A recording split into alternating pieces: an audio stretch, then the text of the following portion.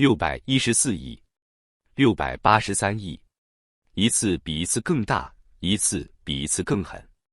中国地方政府的债真的还得起吗？8月1日，财政部再次出手，通报6起地方政府隐性债务典型案例。这个典型可不是随便挑的，里面厦门一个市就干出了683.96亿元的新增隐性债务，成都也不甘示弱，紧跟其后拿出了614.08亿元。福建省全省隐性债务年底余额是3589.3亿，这一下子直接飙涨了 19%。四川原本就有8208.2亿，如今又硬生生加了 7.5%。这么多钱是怎么花出去的？不是修高铁，不是造航母，而是搞安置房、修市政路、改造城市有机更新项目，听起来都是民生工程，但每一笔背后都藏着国企垫资、财政兜底的剧本。这些债躲在账本外，却吞噬着未来。最可怕的是，这还只是冰山一角。2023年底，中央首次承认全国隐性债务为 14.3万亿，并承诺在2028年之前全部化解完毕。这本该是一次刮骨疗毒式的财政整顿，但如今地方给中央的回馈是什么？是几百亿一笔的新增债务，是持续加码的假民生、真政绩项目，是把原本该灭火的资金倒进了更大的火坑。经济学界普遍认为，这不是普通的违规，这是结构性崩坏。真实的隐性债务或许早已高达50万亿元，但北京方面只承认14万亿，剩下的呢？留着炸，还是继续做假账？在所谓化债的旗帜下，地方政府新瓶装旧酒，继续通过融资平台 PPP 模式、城投债来掩盖风险，连农田项目都成了债务包装的新舞台。在这6起案例中，2起还特别提到高标准农田，听起来是惠民工程，但实质是什么？辽宁沈阳市辽中区通过国企举债搞农田改造，新增隐债 5.2亿。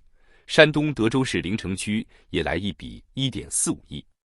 经济学家指出，这些项目不是为了种粮食，是为了套中央的国债资金。高标准农田已经成为新的香饽饽，是地方套钱搞基建的借口。但你以为他们真的在种田吗？最终落地的可能是水泥地、仓储区，甚至早就规划好的工业园。这是赤裸裸的财政骗局，是用农业外衣包装的债务陷阱。每一块高标准农田背后都是一份负债账单，老百姓看不懂，但财政部看懂了。只是看懂了又能怎样？财政部这次通报最醒目的词是严肃问责，但问责的结果是什么？换人、处分、调岗。问责短期可能震慑一下，但长期看根本没用。为什么没用？因为这不是个别人贪污越权，而是整个财政体制出了问题。你让地方花钱修路、盖楼、搞医疗、办教育、出地铁，但你又不给他们足够的税收和财政分成。1994年分税制改革后，中央掌握约 50% 以上的收入，但地方却承担了将近 80% 的支出任务。地方为了活下去，不得不借钱，借多了就创新出了隐性债务。他们不是不想守规矩，他们是没法守规矩。这不是乱作为，这是不得不为。如果说前几年地方还有点土地收入可以遮羞，那现在什么都没了。从2021年下半年开始，中国房地产彻底掉头向下。2024年，全国土地出让收入同比下降 18.5%， 是近10年来最大跌幅。而这本来是地方政府最主要的财政来源之一。曾经卖地就是送钱，如今地卖不动，房盖不起，钱收不到，地方政府靠什么还债？只能继续借新债还旧债，而债越借越多，利息越滚越快。数据显示，仅2023年，地方政府偿还债务的利息支出就高达 1.4 万亿元，是教育支出的 1.3 倍，医疗支出的 2.2 倍。这不是财政运转，是债务吞噬型财政。最让人窒息的是整个制度对这场危机的沉默态度。财政部每年都通报案例，但每年新增隐性债务还在暴涨。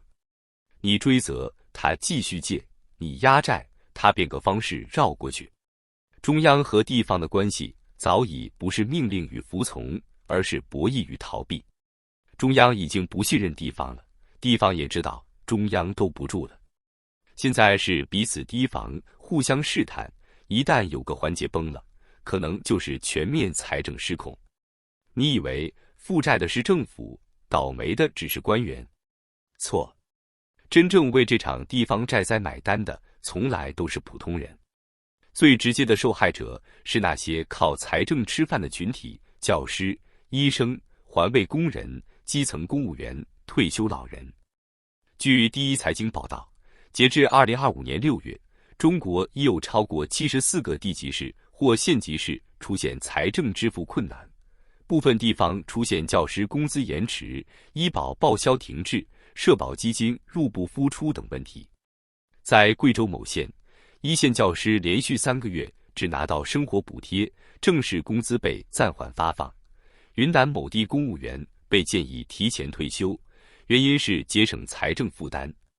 这不是个别现象，是整个系统在断裂。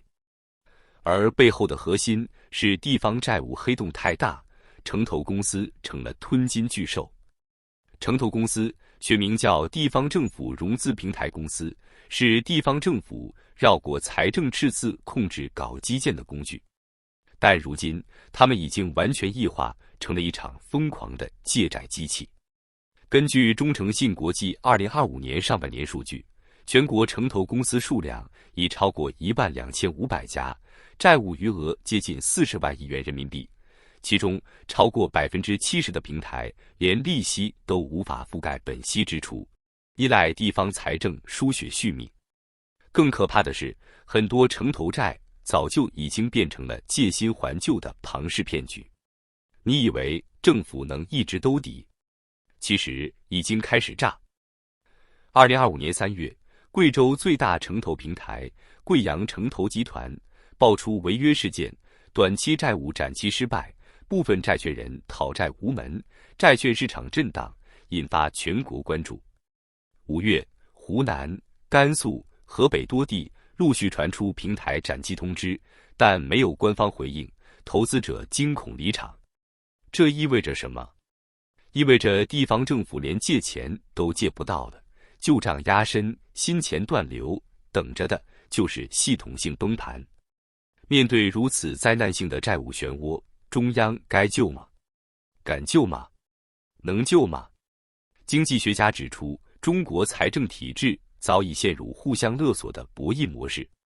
地方威胁你不转移支付，我就停工资、断医保；出乱子，中央回应你在乱借债，我就派审计组撤职、通报处分。两边都清楚，这不是技术问题，而是结构崩盘。但没人敢动真格改革。你不能指望一个靠债务维持运转的系统主动勒死自己，也不能指望一个靠增长喂养权力的政体承认自己搞错了30年。而这一切的结果，就是整个中国陷入沉默的灾难，不上热搜，不见讨论，不出头条，但却真实发生在每一寸土地上。这场债务危机的终点是全民偿债。2025年初，财政部出台新规，银行存款利息恢复征税，国债利息开始计入综合所得，个人年金产品缴纳环节取消优惠。这意味着中国无债一身轻的人群也被拉入了财政众筹的行列。